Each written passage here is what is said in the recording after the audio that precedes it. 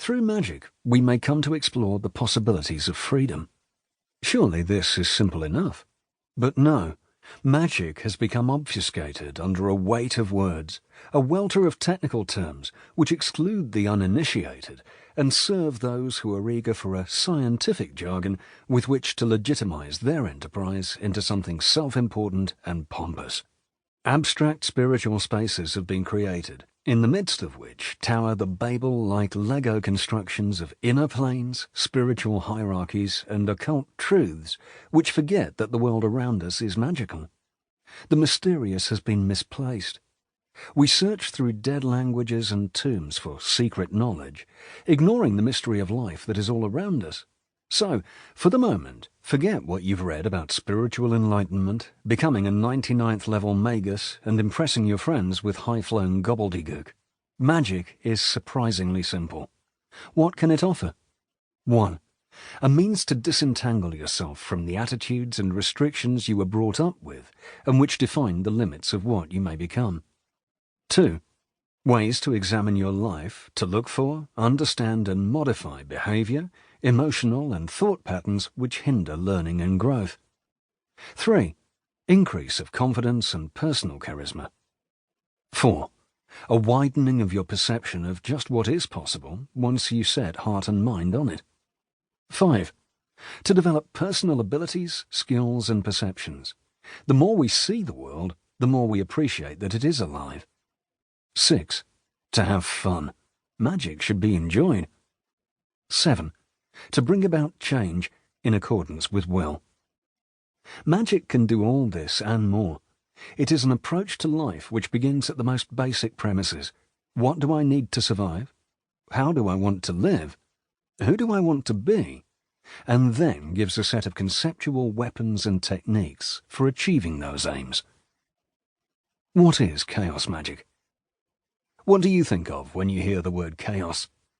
A state of things in which chance is supreme. An unorganized state of primordial matter before the creation. A confused state or mass. Chaos was the primal source, first of all. This isn't anarchy, this is chaos. In the beginning, there was only chaos. Agents of chaos cast burning glances at anything or anyone capable of bearing witness to their condition. One must have chaos in one to give birth to a dancing star. Matter is illusion, solidity is illusion, we are illusion, only chaos is real. In the limitless heavens shines the countenance of chaos. Chaos is all this and more, a term which means something different for everyone. None of us can ignore chaos. Over the last 20 years or so, chaos has become the buzzword of a revolution in thought and method, spawning a new form of science, new technologies, a whole new emerging worldview. While chaos theory has been generating debate within the scientific community, chaos magic has been creating controversy within occult circles. It has been labelled variously as English Thelema, the blackest form of dark power, and guitar magic.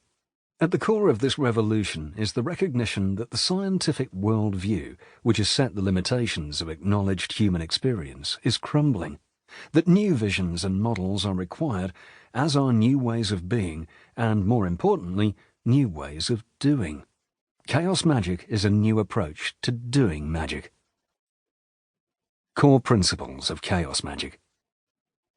While magical systems usually base themselves around a model or map of the spiritual or physical universe, such as the Tree of Life, which can sometimes be described as a cosmic filofax, chaos magic is based on a very few core principles which generally underlie its approach to magic. They're not universal axioms, however, so feel free to swap them around.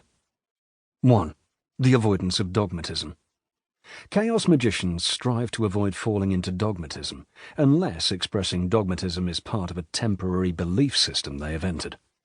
Discordians use catmas, such as, "Us Discordians must stick apart." Thus, chaos magicians feel entitled to change their minds, contradict themselves, and come up with arguments that are alternatively plausible and implausible. It has been pointed out that we invest a lot of time and energy in being right. What's wrong with being wrong occasionally? 2. Personal experience is